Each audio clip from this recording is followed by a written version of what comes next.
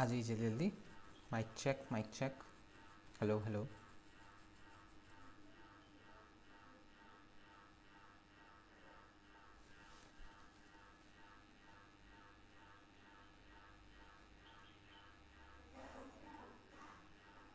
आ जाइए जल्दी। Mic check mic check. Hello hello.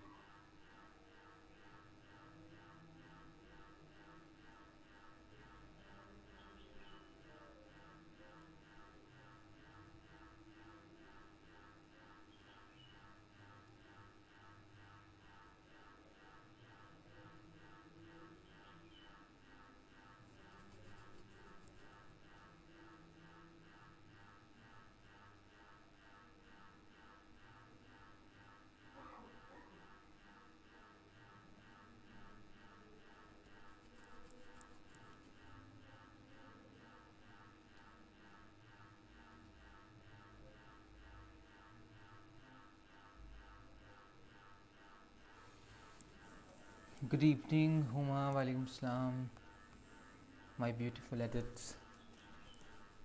चलिए स्टार्ट करते हैं क्लास को। पहले थोड़ा सा रिवाइज कर लेते हैं कि हमने क्या पढ़ना शुरू किया था लास्ट क्लास में।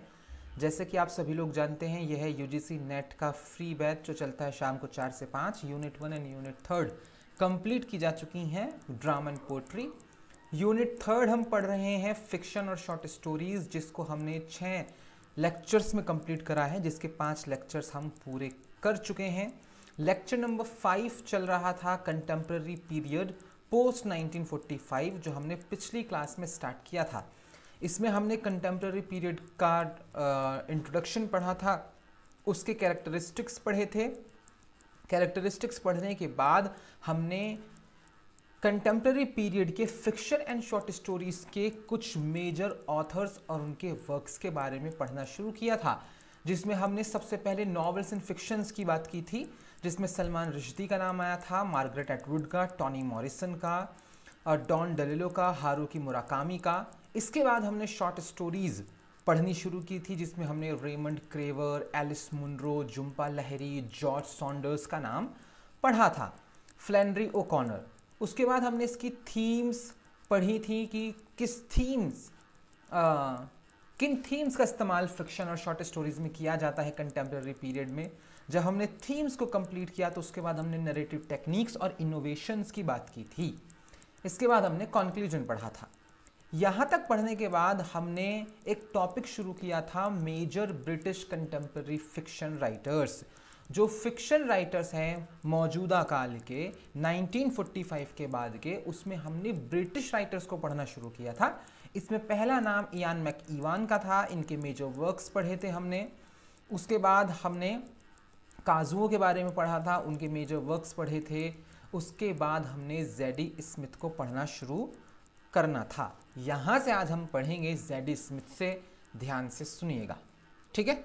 जेडी स्मिथ 1975 में ये पैदा हुए और अभी जिंदा हैं प्रेजेंट टाइम में। कंटेम्प्रेरी फिक्शन राइटर हैं, ब्रिटेन के बहुत जाने माने। बायोग्राफी पढ़ते हैं, समझेंगे इनके बारे में। JD Smith was born in north London. JD Smith जो है वो पैदा हुई नॉर्थ लंदन में। इनकी माँ जमैकन थी, यानी ये मिक्स ब्रीड थी। मम्मी तो इनकी अफ्रीकन थी, जमैकन थी, पापा इनके इंग्लिश थे। Her upbringing in a multi cultural environment, अब क्योंकि ये पली बड़ी एक मल्टी कल्चरल एनवायरमेंट में है ना, अफ्रीकन कल्चर भी घर में देखने को मिल रहा है, इंग्लिश कल्चर भी पिता से आ रहा है। Has had a profound influence on her writing, इसका बहुत बड़ा इन्फ्लुएंस पड़ा इनकी राइटिंग पर। Smith studied English literature at King's College Cambridge. Smith ने इंग्लिश लिटरेचर पढ़ना स्टार्ट किया था किंग्स कॉलेज कैम्ब्रिज में, and gained widespread acclaim with a debut novel और इनको बहुत ज़्यादा शोहरत मिली इनके पहले ही नॉवल से। इनका पहला नॉवल था white teeth, which she wrote while still a student, और ये उन्होंने तब लिखा था जब ये किंग्स कॉलेज कैम्ब्रिज में स्टूडेंट थी। She is known for her sharp social commentary, ये जानी जाती हैं कि अपनी नॉवेल्स में शार्प सोशल कमेंट्री करती हैं, इंसाइटफुल एक्सप्लोरेशन करती हैं रेस का, आइडेंटिटी का, मल्टीकल्चरलिज्म का कंटेम्प्रेरी ब्रिटेन में। अगर हम इनके मेजर वर्क्स की बात करें तो इनकी पहली नॉवल ही धमाकेदार हिट हुई थी जिसका नाम था वाइट टीथ, जो 2000 में पब्लिश हुई थी, सन 2000 में।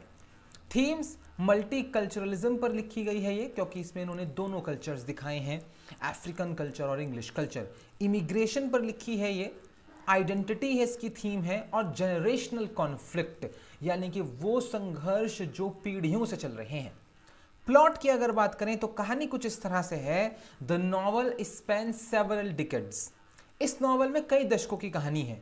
फोकसिंग ऑन टू फैमिलीज, दो फैमिलीज पर फोकस है, एक तो जॉनसेस हैं और एक इकबाल्स हैं। And how their lives intervene in post colonial London, किस तरह से इनका जीवन एक दूसरे के साथ मिलता है पोस्ट कॉलोनियल लंदन में। इंपैक्ट क्या पड़ा इसका? A landmark novel in British literature, British literature की ये एक लैंडमार्क नॉवल है। White teeth is a vivid, ये एक विविधताओं से भरी हुई ह्यूमरस एक्सप्लोरेशन करती है रेस की, मल्टीकल्चरलिज्म की मॉडर्न ब्रिटेन में। विनिंग सेवरल लिटरेरी प्राइजेस, इसने कई लिटरेरी प्राइजेस को जीता था। बहुत कम राइटर्स के साथ ऐसा होता है कि वो पहला नॉवल लिखें, पहला प्ले लिखें, ठीक है, पहली बुक पब्लिश करें और उसी से इतना नाम हो जाए कि बस क्या कहने। कुछ वैसा ही हुआ था स्मिथ के साथ। इनकी दूसरी रचना है जो 2005 में आई थी इनकी, ऑन ब्यूटी 2005। थीम्स है फैमिली, परिवार, academia, race and beauty. Plot loosely based on E.M. Forster's Howards End. E.M. Forster's का एक नॉवल है हावर्ड्स एंड, उस पर बेस्ड है ये लूजली, ठीक है। The novel follows the story of a biracial family, इस नॉवल में एक बायरेशियल फैमिली की कहानी है, जैसे कि खुद का इनका परिवार बायरेशियल है। इन एन एकेडमिक सेटिंग में, न्यू इंग्लैंड में। Impact, the novel was shortlisted for the Booker Prize, भैया बुकर प्राइज के लिए शॉर्टलिस्ट हुआ, and won the Orange Prize for fiction, और इस नॉवल को ऑरेंज प्राइज मिला फिक्शन के लिए, cementing Smith's place as one of the foremost writers of a generation. इस नॉवल ने जगह पक्की कर दी थी स्मिथ की कि ये अपनी जनरेशन, अपनी पीढ़ी की सबसे काबिल राइटर्स में से एक हैं।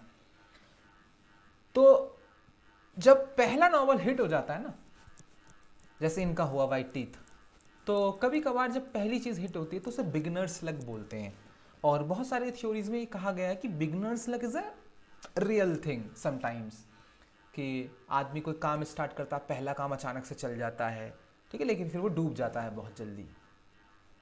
तो आदमी की सही परीक्षा उसके टैलेंट की सही परीक्षा, उसके स्किल की सही परीक्षा उसके दूसरे काम में होती है।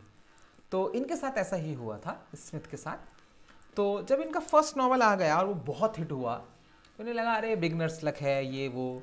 भाई इन्होंने 5 साल लिए अपने सेकंड नॉवल के लिए, लेकिन जब वो सेकंड नॉवल पब्लिश हुआ और वो बुकर प्राइज़ के लिए शॉर्टलिस्ट हुआ, तो वहाँ ये इस्टेब्लिश हो गया कि ये लड़की कोई ऐसी नहीं है कि आई थी और तुक्के में एक नॉवल हिट करा के चली गई थी, ये टिकने वाली है, और ऐसा ही हुआ।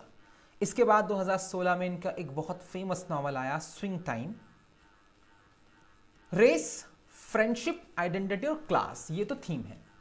The novel follows 2 childhood friend, इसमें 2 बचपन के दोस्त हैं, बोथ बायरेशियल, दोनों बायरेशियल हैं, whose lives take very different paths, दोनों की जिंदगियां अलग अलग रास्तों पर निकल पड़ती हैं।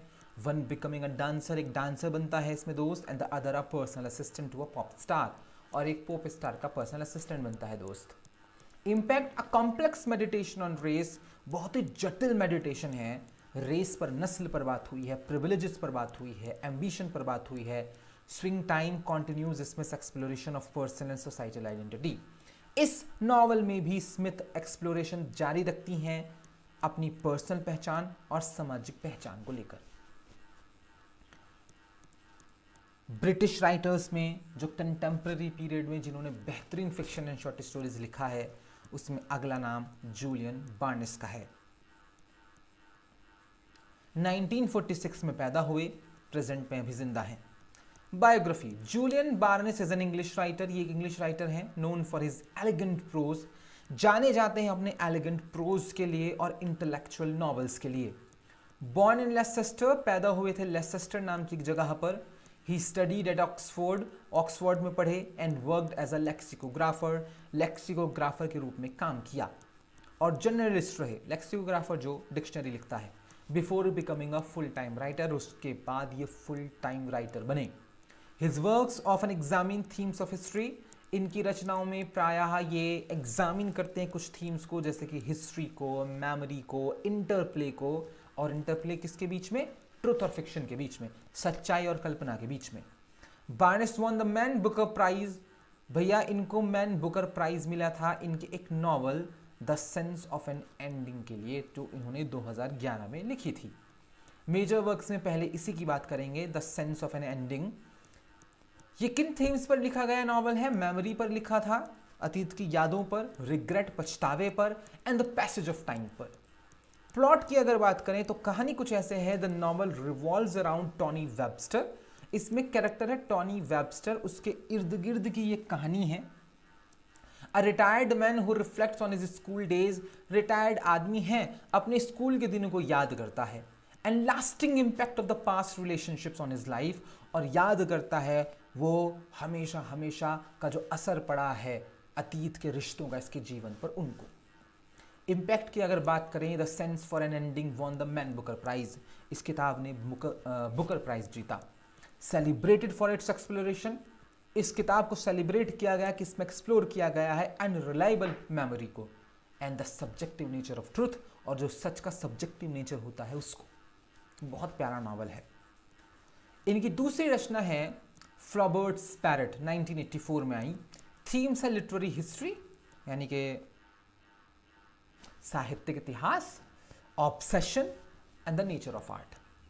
प्लॉट की अगर बात करें, अ क्विर्की ब्लेंड ऑफ फिक्शन, ये एक ब्लेंड है, मिश्रण है, इसमें फिक्शन है, इसमें बायोग्राफी है, इसमें लिटरेरी क्रिटिसिज्म है।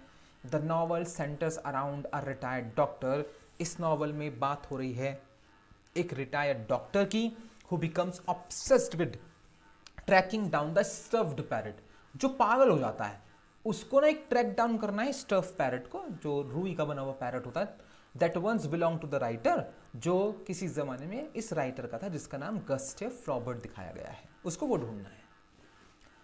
इन्हीं की एक और रचना 2005 में आई, Arthur and George, justice, identity और सोसाइटल प्रेजुडाइस पर लिखी गई नॉवल है। कहानी है एक ट्रू स्टोरी पर बेस्ड, कहानी है सर आर्थर कैनन डॉयल्स के एफर्ट्स की, बहुत फेमस आदमी है लिटरेचर का, आप जानते हैं इस आदमी को, to exonerate a half Indian solicitor wrongly convicted of animal mutilation। तो सर आर्थर ने कोशिश की थी, एक हाफ इंडियन वकील थे, सॉलिसिटर थे, उनको गलत मुकदमे में फंसा दिया गया था जानवरों को मार काट के जुर्म में। उन्होंने किस तरह से उसे निकाला था, उसकी कहानी पर बेस्ड आर्थर एंड जॉर्ज ये नॉवल है। पांचवा नाम ब्रिटिश लिटरेचर का, जिन्होंने कंटेम्प्रेरी टाइम में यानी कि पोस्ट 1945 बेहतरीन फिक्शन और शॉर्ट स्टोरीज लिखी हैं, वो है हिलैरी मैंटेल। ठीक है, मेंटल मत पढ़िएगा ऐसे, हिलैरी मैंटेल 1952 से 2022, अभी रिसेंटली इनकी डेथ हुई है। कौन थी हिलैरी, सुनिएगा। Hilary Mantel was a British novelist, ये एक ब्रिटिश नॉवलिस्ट थी। Known for her historical fiction, जानी जाती हैं अपनी हिस्टोरिकल फिक्शन के लिए। पर्टिकुलरली हर ट्रायोलॉजी, बहुत ज़्यादा फेमस है अपनी ट्रायोलॉजी के लिए जो उन्होंने लिखी थी थॉमस क्रॉमवेल की लाइफ पर। बहुत इंपॉर्टेंट क्वेश्चन है ये, ठीक है। मेंटेल वॉज बॉर्न इन ग्लॉसॉप, ये पैदा हुई थी ग्लॉसॉप नाम की एक जगह पर डर्बीशायर में, and studied law at the London school of economics, और उन्होंने कानून की पढ़ाई की थी लंदन स्कूल ऑफ इकोनॉमिक्स में और यूनिवर्सिटी ऑफ शेफील्ड में। She later turn to writing, बाद में राइटिंग की तरफ मुड़ी after struggling with chronic illness, क्योंकि इनको क्रॉनिक इलनेस हो गई थी, कमर की बीमारी जो होती है भैया क्रॉनिक इलनेस, ठीक है, रीढ़ की हड्डी से संबंधित। तो चलना फिरना मुश्किल हो गया, बिस्तर पकड़ लिया, तो उन्होंने राइटिंग की तरफ अपना रुख कर लिया। That's the best thing to do. ठीक है, अगर ऊपर वाले ने आपको राइटिंग का वो दिया है गिफ्ट, सो मतलब वो वाकई गिफ्ट है, एक्चुअली गिफ्ट है। She is the only women to have won the Booker Prize twice. बड़ा इंपॉर्टेंट क्वेश्चन है, ठीक है, अमिताभ बच्चन को केबीसी में पूछना चाहिए। ये इकलौती महिला हैं जिन्होंने 2 बार बुकर प्राइज जीता है फॉर हर नॉवेल्स, अपने नॉवेल्स के लिए। एक बार मिला वुल्फ हॉल के लिए और एक बार मिला ब्रिंग अप द बॉडीज के लिए 2012 में। ठीक है, बहुत बड़ी बात है ये। मेजर वर्क, सबसे पहले तो वुल्फ हॉल के बारे में ही बात करते हैं, 2009। थीम्स ये लिखा गया पावर पर, पॉलिटिक्स पर और मोरालिटी पर। प्लॉट कुछ ऐसा है, the first novel in Mantel's trilogy, ये मेंटिल की ट्रायोलॉजी का पहला नॉवल था। Follows Thomas Cromwell's rise to power, इसमें थॉमस क्रॉमवेल का उदय दिखाया गया कि किस तरह से उससे सत्ता पाई हेनरी VIII के कोर्ट में, presenting a complex human portrait of a much vilified historical figure. इसमें पेश किया गया नॉवल में बहुत ही जटिलता से ह्यूमन पोर्ट्रेट, एक इंसानी चित्रण, एक बहुत ही ज़्यादा vilified historical figure. Thomas Cromwell के बारे में देखो, आप जानते नहीं हैं, आप इसे एक तो ओलिवर क्रॉमवेल से कंफ्यूज मत करिएगा। ओलिवर क्रॉमवेल की बात नहीं हो रही है मिल्टन के ज़माने वाले की, ठीक है, चार्ल्स फर्स्ट वाले की। ये अलग आदमी है, वो ओलिवर थे, ये थॉमस क्रॉमवेल हैं। मतलब विलन आदमी है भाई, ये उनके इतिहास का विलन आदमी, ठीक। और ज़्यादा डिटेलिंग के लिए आप गूगल करके पढ़ सकते हैं इनके बारे में, है ना, थोड़ा बहुत एक बार विकिपीडिया पे। इम्पैक्ट की अगर बात करें तो Wolf Hall won the Booker Prize, इस किताब ने बुकर प्राइज जीता and was praised for its immersive historical detail. बड़ी तारीफ हुई कि बहुत ही व्यापक रूप से हिस्टोरिकल डिटेल का ध्यान रखा इन्होंने और साइकोलॉजिकल इंसाइट का। इसके बाद 2012 में आया bring up the bodies, loyalty, betrayal और एम्बिशन की थीम पर लिखा हुआ। ये सीक्वल था वुल्फ हॉल का। The novel focuses on Cromwell's role, इसमें क्रॉमवेल की भूमिका के बारे में बात हुई। डाउनफॉल ऑफ एन बॉलियन के पतन में जो भूमिका थी इस आदमी की, इसमें भी भैया ये आदमी वो जीत के ले गया। ये आदमी नहीं, मतलब ये वो जीत के ले गई बुकर प्राइज। ठीक है, सो महंतम शख्सियत हमारे टाइम की, कंटेम्प्रेरी पीरियड की। चलिए, ये तो हो गए 5 लोग ब्रिटिशर्स। अब हम बात करेंगे major American contemporary fiction writers की, यानी कि वो मुख्य अमेरिकन राइटर्स जो मौजूदा दौर में, यानी कि 1945 से अभी 2024 तक, जिन्होंने बेहतरीन फिक्शन लिखा है या बेहतरीन शॉर्ट स्टोरीज लिखी हैं। इसमें पहला नाम अनडाउटेडली आता है टॉनी मॉरिसन का। बहुत बड़ा नाम है अमेरिकन लिटरेचर में ये आदमी। 1931 में पैदा हुए और 2019 में डेथ हुई है इनकी। बायोग्राफी पढ़ते हैं। Toni Morrison was born in Lorain, ये पैदा हुए थे लॉरेन नाम की एक जगह पर जो ओहायो प्रांत में है अमेरिका के, to a working class African American family. एक working class African American family में पैदा हुए थे, गरीब मतलब लोअर मिडिल क्लास फैमिली थी टॉनी मॉरिसन की। शी अटेंडेड हार्वर्ड यूनिवर्सिटी, इन्होंने हार्वर्ड यूनिवर्सिटी को अटेंड किया टॉनी मॉरिसन ने, and later earn a master's degree, बाद में मास्टर डिग्री अर्न की इंग्लिश में कॉर्नल यूनिवर्सिटी से। मॉरिसन बिकेम एन एडिटर, ये एक एडिटर बनी रैंडम हाउस नाम की एक पत्रिका में, where she publish numerous works, जहां उन्होंने कई सारी रचनाएं छापी अफ्रीकन अमेरिकन ऑथर्स की। ठीक है, इस पब्लिशिंग हाउस के अंतर्गत, contributing the visibility of black literature. फिर इन्होंने योगदान दिया कि देखो भैया ब्लैक लिटरेचर भी है, इसको भी देख लो अब तुम। तो देखो इसी वजह से लिटरेचर में ये बोला जाता है कि रिप्रेजेंटेशन बहुत ज़रूरी है। DSSB में परसों हमने DSSB क्लास में यही टॉपिक पढ़ा है, तो DSSB के सिलेबस का हिस्सा था। तो उसमें यही बात हो रही थी कि रिप्रेजेंटेशन क्यों ज़रूरी है, ठीक है, पब्लिशिंग हाउसेज में। ठीक है, कि जब तक किसी पब्लिशिंग हाउस का एडिटर कोई मुस्लिम नहीं बनेगा, कोई दलित नहीं बनेगा, कोई OBC नहीं बनेगा, तो फिर ये मार्जिनलाइज कम्युनिटी का लिटरेचर नहीं आएगा बाहर इंडिया में। ठीक है, तो अभी है तो इसलिए वो निकल कर आ रहा है बाहर। ठीक है, बट फिर भी बहुत हद तक कुछ और करने की ज़रूरत हो जाएगा। ठीक है, we are going in a right direction as a country. So Morrison became an editor. ठीक है, ये तो हो गया। She received the Nobel prize in literature, इनको नोबेल प्राइज दिया गया लिटरेचर का 1993 में for a powerful exploration of African American culture and identity, क्योंकि उन्होंने अपनी रचनाओं में पावरफुल एक्सप्लोरेशन किया है अफ्रीकन अमेरिकन कल्चर और अफ्रीकन अमेरिकन आइडेंटिटी का अपने लिटरेचर में। ठीक है, चलिए मेजर वर्क्स की बात करते हैं। बिलवड एक इनकी रचना है 1987, बहुत इंपॉर्टेंट है और PYQ आ चुका है बिलवड से। ठीक है, UGC नेट में। थीम्स क्या हैं? स्लेवरी, गुलामी, मेमोरी, अतीत की यादें, ट्रॉमा और मदरहुड। प्लॉट कुछ ऐसा है, ये सिविल वॉर के बाद सेट है, जब सिविल वॉर हो रहा था अमेरिका में, आपस में लोग एक दूसरे से लड़ रहे थे। The novel follows sheath. Novel में बात हो रही है सीथ की, अ फॉर्मरली एनस्लेव्ड वुमन। सीथ पहले गुलाम महिला थी, हॉन्टेड बाय हर पास्ट, अपने अतीत को लेकर डरी हुई है, and the ghost of a disease daughter, और ये डरती है अपनी मृत बेटे के भूत से। Impact widely regarded as Morrison's masterpiece. भैया बिलवर्ड को मॉरिसन का मास्टरपीस माना जाता है। Is a profound exploration of the psychological scars of slavery. इसमें बहुत प्रोफाउंड एक्सप्लोर किया है इन्होंने कि जो साइकोलॉजिकल घाव लगे हैं गुलामी के ब्लैक अमेरिकन्स के ऊपर, वो कितने गहरे हैं। शरीर वाले जो घाव थे गुलाम होने के बाद के, वो तो मिट गए, लेकिन जो दिमाग पर लगे हुए हैं वो कितने गहरे हैं, वो इस किताब में दिखाया और बताया गया है। बेहतरीन नावल है, पर्सनल रिकमेंडेशन है, पढ़िएगा ज़रूर। ठीक है, तो थोड़े बेहतर इंसान बन जाएंगे इसे पढ़ने के बाद। सॉन्ग ऑफ सोलोमन 1977 मेरा पर्सनल फेवरेट ये है इनका, सॉन्ग ऑफ सोलोमन मुझे पर्सनली पसंद है। आइडेंटिटी पहचान, हेरिटेज विरासत और सर्च फॉर सेल्फ पर लिखा गया नावल है। कहानी कुछ ऐसे है, the story follows McKeon milkman, ठीक है, डेड थर्ड। इसमें एक किरदार है मैकन मिल्कमैन है, वो Dead third. As he embarks on a journey, ये एक यात्रा पर निकलता है to discover his family history and cultural roots, अपने परिवार के इतिहास और अपने परिवार के सांस्कृतिक जड़ों को ढूंढने के लिए। वहां क्या पता लगता है, ठीक है, किन किन चीज़ों से सामना होता है, वही ये कहानी है। इसके बाद इनका एक नॉवल और था, द ब्लूएस्ट आई 1970 का। ये भी नस्ल, ब्यूटी स्टैंडर्ड्स और सोसाइटल एक्सपेक्टेशंस पर लिखा है। किसी भी लड़की के लिए ये पढ़ना बहुत ज़रूरी है, मुझे ऐसा लगता है ब्लूएस्ट आई। ठीक है, लड़कियों के लिए पर्सनल रिकमेंडेशन है ये। ठीक है, ज़रूर पढ़िएगा।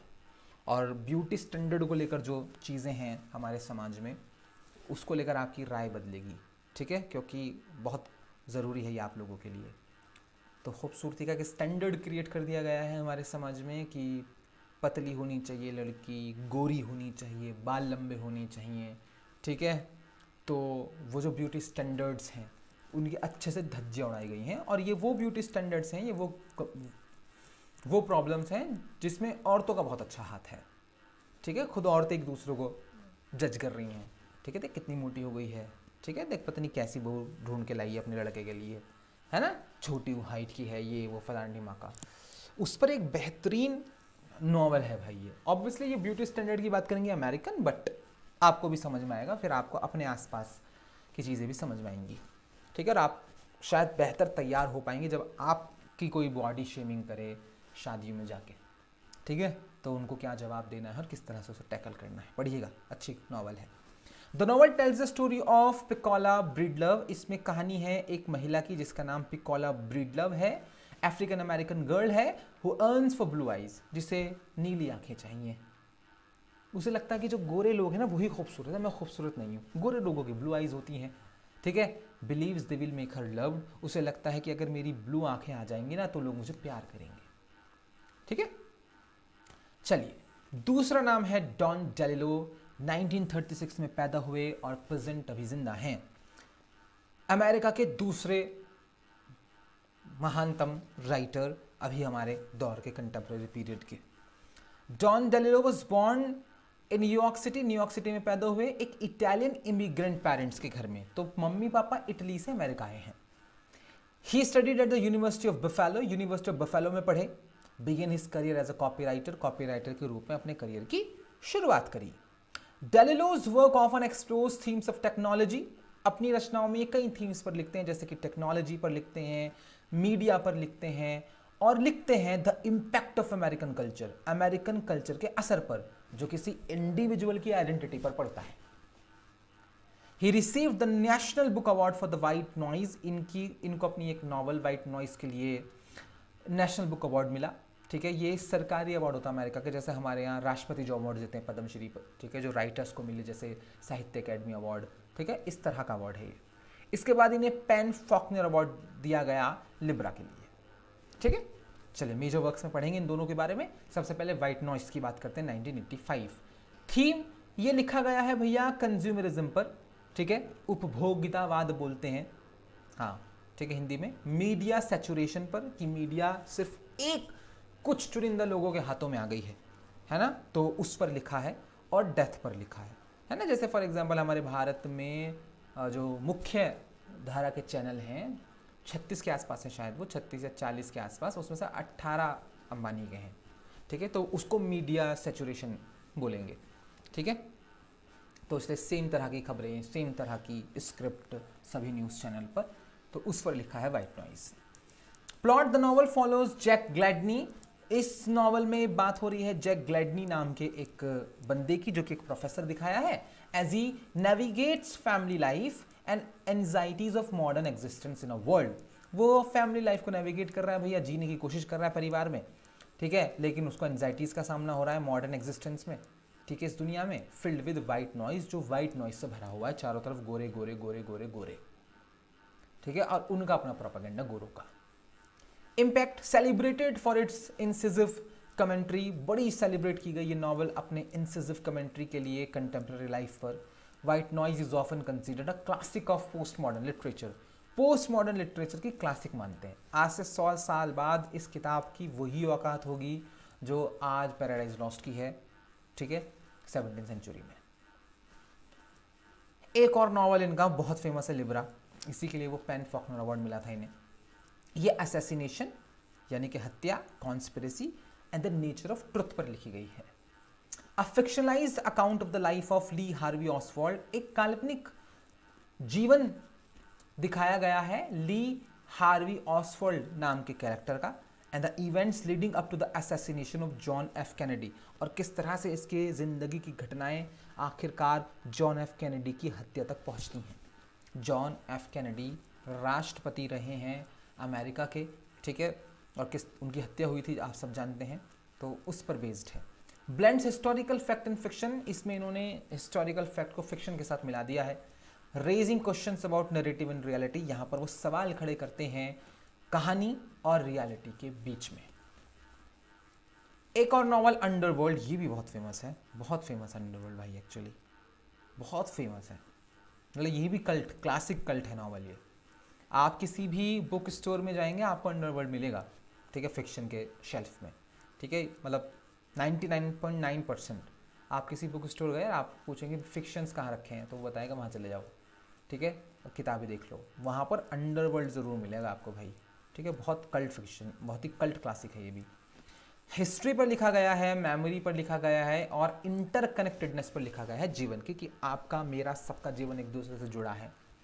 कहानी कुछ ऐसा है कि स्प्राउलिंग नैरेटिव है ये, that weaves together various character, जो बुनी हुई है अलग अलग किरदारों से और अलग अलग घटनाओं से पोस्ट वॉर अमेरिका में। Beginning with a famous baseball game in 1951, शुरू होती है ये कहानी एक फेमस बेसबॉल गेम से जो 1951 में खेला गया।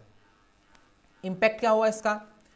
Acclaimed for its ambitious scope and depth, भैया बड़ी तारीफें हुई इसकी कि बड़ा एम्बिशियस स्कोप था, बड़ी गहराई थी इसके अंदर। It is considered one of DeLillo's most important works, ये इनका सबसे इंपॉर्टेंट वर्क माना जाता है। तीसरा नाम झुम्पा लाहिरी, अभी हमने आपको पिछली क्लास में बताया भी था कि न्यूज़ में है पिछले हफ्ते से झुम्पा लाहिरी, क्योंकि इन्होंने एक अवार्ड लेने से मना कर दिया है अमेरिका में, ठीक है, और बहुत ही प्रेस्टिजियस अवार्ड है वो जो उन्होंने लेने से मना किया। और लेने से मना करने के पीछे रीज़न यही था कि उस लाइब्रेरी ने जो वो अवार्ड देती है कफ़ाया पहनने से मना, बैन लगा दिया था कि कोई भी हमारे यहाँ पर वो रुपट्टा पहन कर नहीं आएगा जो फ़िलिस्तीन के कल्चर का हिस्सा है।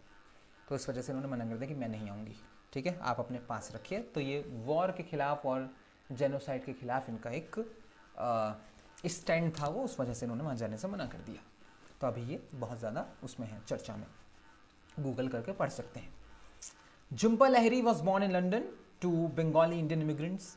लंदन में पैदा हुई, मम्मी पापा इनके बंगाली थे, बंगाल से इंग्लैंड गए थे। And move to South Carolina as a child. छोटी सी थी तब ये अमेरिका चले गए, साउथ कैरोलिना, इसलिए हम ये अमेरिकन राइटर मानते हैं यहाँ। She studied at Barnard college, Barnard college में पढ़ी। अर्नड हर एमएफए एक डिग्री है वो लिया, पीएचडी करी बॉस्टन यूनिवर्सिटी से। Her work often explores themes of identity. इनकी रचनाओं में आपको पहचान, बिलोंगिंग, इमिग्रेंट एक्सपीरियंस, इनकी बातें मिलेंगी। रिफ्लेक्टिंग हर ओन बैकग्राउंड, जो इनके खुद के बैकग्राउंड से रिफ्लेक्ट करती है। लहरी रिसीव द पुलित्जर प्राइज, ये बहुत बड़ी राइटर हैं, इनको पुलित्जर प्राइज मिला था फिक्शन के लिए फॉर हर डेब्यूट कलेक्शन, इनके अपने पहले ही डेब्यूट कलेक्शन के लिए, ठीक है, इंटरप्रेटेटर ऑफ मेलोडीज के लिए। इसी की बात करेंगे मेजर वर्क्स में। सबसे पहले इंटरप्रेटर ऑफ मेलोडीज 1999, इमिग्रेशन पर लिखी गई है। जब कोई व्यक्ति अपना देश छोड़कर किसी दूसरे देश में जाता है, किन किन चीज़ों का सामना करता है। कल्चरल डिसलोकेशन पर, अब भारतीय कल्चर लेकिन अमेरिका में जाकर रहना पड़ रहा है, ठीक है, दिवाली दिवाली सी नहीं लग रही, होली होली सी नहीं लग रही, उसके बारे में लिखा गया। और communication.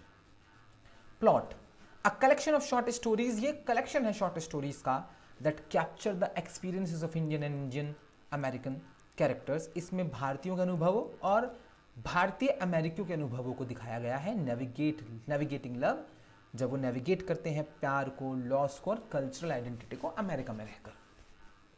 Impact won the Pulitzer prize, पहली ही किताब के लिए पुलित्जर प्राइज मिला। Establishing Lahiri as a leading voice in contemporary fiction, बस यहीं से स्थापित हो गई झुम्पा लाहिरी जी कि ये एक लीडिंग वॉइस है कंटेम्प्रेरी फिक्शन की, ठीक है।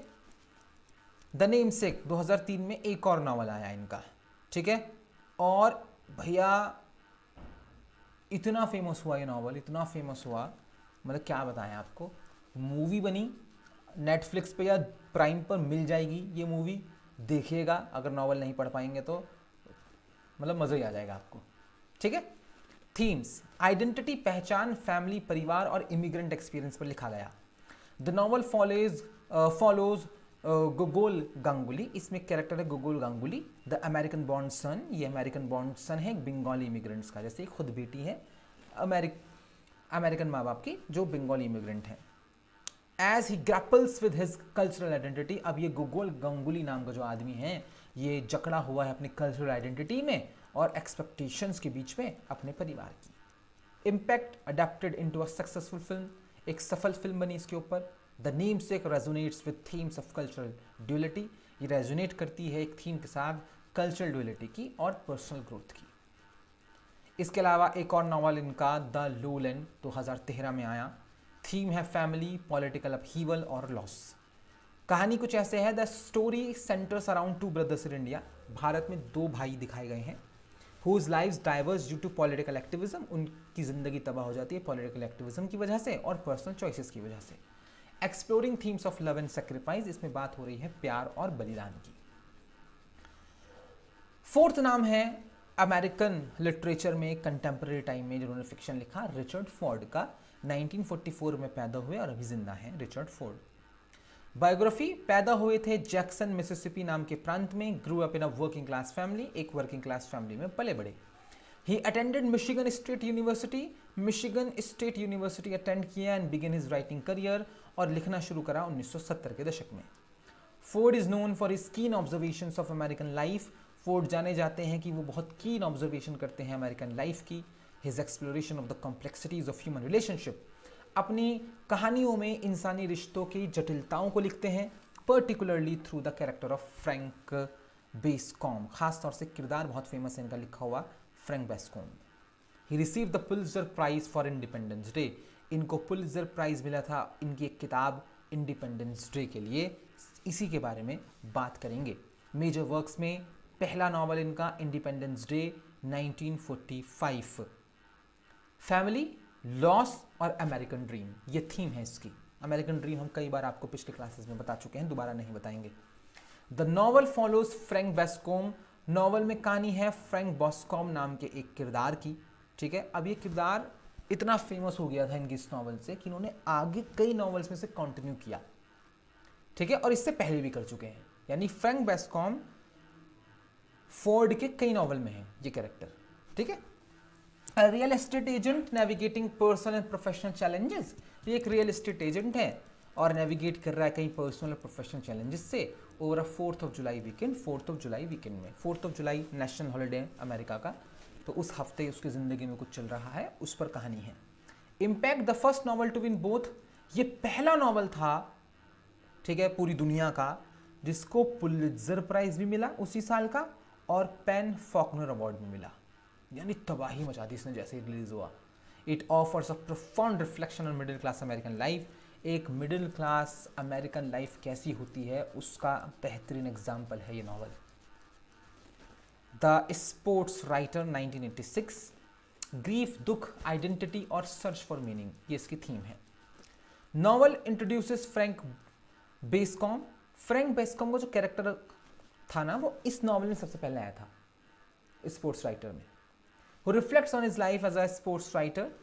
अब यहाँ पर वो एक स्पोर्ट्स राइटर बना है while dealing with personal loss and existential questions, साथ में कुछ पर्सनल लॉस उठा रहा है और कुछ एग्जिस्टेंशियल सवाल हैं, ठीक है, अपनी अस्तित्व को लेकर। इम्पैक्ट एस्टेब्लिश फोर्ड्स रेपुटेशन, इस नॉवल ने फोर्ड की इज्जत एकदम स्थापित कर दी कि as a significant contemporary voice की एक महत्वपूर्ण कंटेम्प्रेरी वॉइस है। 2012 में इनका एक नॉवल और आया Canada, themes crime, family and the search for identity, इस पर ये लिखा गया। Plot, the story follows a young boy whose life is turned upside down. कहानी एक यंग बॉय की जिसका पूरा जीवन उलट पुलट हो जाता है when his parents commit a crime, जब इसके माता पिता क्राइम करते हैं, leading him to seek refuge in Canada, जिसकी वजह से इसे कनाडा जाकर शरण लेनी पड़ती है। Praised for its rich narrative, तारीफें हुई इसकी रिच नैरेटिव के लिए, exploration of the American landscape और अमेरिकन लैंडस्केप को जिस तरह से एक्सप्लोर किया गया इस नॉवल में, उसके लिए तारीफें हुई, ठीक है। फिफ्थ नेम जो है भैया अमेरिका का, वो है कॉल्सन व्हाइटहेड। 1969 को पैदा हुए और अभी जिंदा हैं कॉल्सन, अमेरिका के एक और बड़े नाम, ठीक है, फिक्शन राइटिंग में। Colson Whitehead was born in New York City, ये न्यूयॉर्क सिटी में पैदा हुए, अटेंडेड हार्वर्ड यूनिवर्सिटी में पढ़े।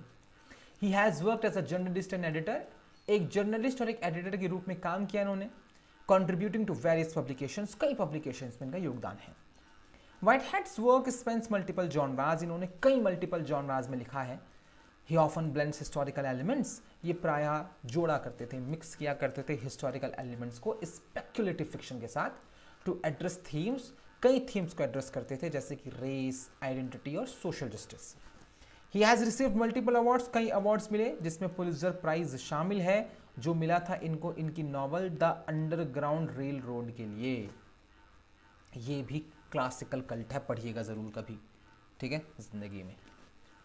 इसी की बात करेंगे। सबसे पहले 2016 में आया था ये the underground rail road, slavery, गुलामी, फ्रीडम, आज़ादी और हिस्टोरिकल लेगेसी पर लिखा गया नस्लवाद की, रेसिज्म की कहानी। The novel reimagines the underground railroad as an actual railroad system. इसमें एक री इमेजिन किया गया कि ज़मीन के नीचे एक रेल रोड है जो कि एक्चुअल रेल रोड सिस्टम है। फॉलोइंग कोरा, इसमें एक कोरा नाम की महिला है जो कि एनस्लेव्ड महिला थी, गुलाम, and she seeks freedom from the south, और इसे साउथ से आज़ादी चाहिए। Winner of the Pulitzer prize for fiction, इसे पुलित्जर प्राइज मिला फिक्शन के लिए और इसे नेशनल बुक अवार्ड भी मिला जो उनका सरकारी अवार्ड है। It combines historical fiction with magical realism, इसमें हिस्टोरिकल फिक्शन को जोड़ा गया मैजिकल रियलिज्म के साथ, ठीक है। तो हिस्टोरिकल फिक्शन को मैजिकल रियलिज्म के साथ सलमान रशीदी बहुत अच्छा जोड़ते हैं और ये बहुत अच्छा जोड़ते हैं। इसके बाद इनका एक नॉवल आया निकल बॉयज, इनजस्टिस, अन्याय, सिस्टमेटिक रेसिज्म, सिस्टम जब नस्लवाद करता है, और लेगेसी ऑफ ट्रॉमा, इस पर लिखा गया। Based on a real reform school in Florida, ये एक असल सुधार पर लिखा गया, एक स्कूल के सुधार पर फ्लोरिडा में जो हुआ। The novel follows two boys subjected to brutal conditions, दो लड़कों की कहानी है जिनको बहुत ही बुरी कंडीशंस में रखा गया। देयर स्ट्रगल फॉर सर्वाइवल, उनके जो संघर्ष थे सर्वाइवल के और डिग्निटी के, उसके बारे में। किस तरह से स्कूल्स में ब्लैक्स के साथ, बच्चों के साथ स्कूल्स में डिस्क्रिमिनेशन हो रहा है, उस पर है ये, ठीक है। तो स्कूल्स हमेशा फर्स्ट प्लेस होते हैं जहाँ पर बच्चा डिस्क्रिमिनेशन फेस करता है on the basis of caste, trade, religion, ठीक है। सब हर बच्चे के पास जो भी मार्जिनलाइज कम्युनिटी से जुड़ा है, सबके पास कोई ना कोई किस्सा होगा सुनाने को। हमारे पास बहुत सारे किस्से डिस्क्रिमिनेशन के जो हमारे साथ स्कूल में हुए, ठीक है। तो स्कूल हमेशा वो जगह होती है जहाँ सबसे पहली बार ज़िंदगी में डिस्क्रिमिनेशन का सामना करता है बच्चा, ठीक है। लेकिन वो डिस्क्रिमिनेशन जो है वो मजबूत बनाते हैं भाई बच्चों को, ठीक है। उसका एक ट्रॉमा होता है, मतलब मेरा हमेशा ट्रॉमा रहेगा वो सारे डिस्क्रिमिनेशंस, ठीक है, ज़िंदगी भर ट्रॉमा रहेगा वो। बट या खतरनाक इम्पैक्ट पड़ता है उसका पर्सनालिटीज़ पर। तो इसलिए भाई टीचर तो भाई एकदम न्यूट्रल होना चाहिए, एकदम न्यूट्रल। टीचर की जिम्मेदारी है कि वो न्यूट्रल रहे, बहुत जिम्मेदारी है। Received critical acclaim, critical acclaim मिला, पुलित्ज़र प्राइज जीता इस किताब ने भी। Further establishing Whitehead as a major contemporary writer, फिर उससे एस्टैब्लिश हुए व्हाइटहेड कि ये एक मुख्य कंटेम्प्रेरी राइटर हैं। हार्लेम शफल 2021, ये बहुत फेमस हुआ था 2021 में जब आया था। क्राइम, फैमिली और अर्बन लाइफ, शहरी जीवन की जटिलताओं पर लिखा गया। अ क्राइम नॉवल है, सेट है हार्लेम नाम के शहर में। ड्यूरिंग द 1960s, 1960 का दशक दिखाया है। फॉलोइंग अ फर्नीचर सेल्समैन, एक फर्नीचर सेल्समैन है, who becomes entangled in a criminal underworld, जो फंस जाता है अंडरवर्ल्ड की दुनिया में, ठीक है, गुंडों की दुनिया में। Impact celebrated for its rich character के लिए सेलिब्रेट किया गया इस नॉवल को। कैरेक्टर डेवलपमेंट के लिए सेलिब्रेट किया गया, एक्सप्लोरेशन के लिए सेलिब्रेट किया गया कि इसमें किस तरह से सोशल डायनेमिक्स दिखाई गई हैं, ठीक है। तो ये थे कुछ अमेरिकन नाम। अब बात करते हैं कुछ मेजर नॉन ब्रिटिश और non American contemporary fiction writers की, ठीक है। तो ब्रिटिश पढ़ लिए हमारे दौर के, अमेरिकन पढ़ लिए। अब इंग्लिश इन्होंने थोड़ी लिखी है, बस इंग्लिश फिक्शन इन्होंने थोड़ी लिखे हैं अमेरिकन और ब्रिटिशर्स ने, हमने भी लिखे हैं, कुछ भारतीयों ने, जापानीज़ ने भी लिखे हैं, है ना, दुनिया के अलग अलग कोनों से लोगों ने लिखे हैं, ठीक है। तो इन लोगों को हम पढ़ लेते हैं, कल ही स्टार्ट करेंगे क्योंकि आज कंप्लीट नहीं हो पाएगा किसी भी कीमत पर, ठीक है। तो इसमें जो पहला नाम हम पढ़ेंगे वो पढ़ेंगे हारुकी मुराकामी, जापान के बहुत बड़े राइटर। और इसके साथ क्लास एंड करेंगे कि हारुकी मुराकामी को जिस दिन आपने पढ़ लिया आपकी लाइफ बदल जाएगी, ठीक है। ये हम शर्त लगा कर कह सकते हैं आपसे। चलिए मिलते हैं आपसे कल की क्लास में। कल हम लाइव आएंगे इस क्लास से पहले कभी 11-12-1 बजे के आसपास बात करने आपसे, क्योंकि बहुत जल्द यूपी टीजीटी पीजीटी का एग्ज़ाम होने वाला है, तो उससे रिलेटेड कुछ बात करेंगे, ठीक है। बाकी यूजीसी नेट के जितने भी स्टूडेंट हैं, आप लोगों से फिर से ये कहा जा रहा है कि आप यूजीसी नेट की टेस्ट सीरीज़ ज्वाइन कर लीजिए। एग्ज़ाम आपका दिसंबर लास्ट में हो जाएगा या जनवरी में हो जाएगा। So do not waste your time और अपनी तैयारियों को जांच लीजिए, सिर्फ पढ़ने से नहीं होगा, जांचने से होगा, ठीक है। और test series previous year questions बहुत हेल्प करते हैं यूजीसी नेट निकालने में, ठीक है। वहाँ पछताने से बेहतर है टेस्ट देकर पछता लिया जाए।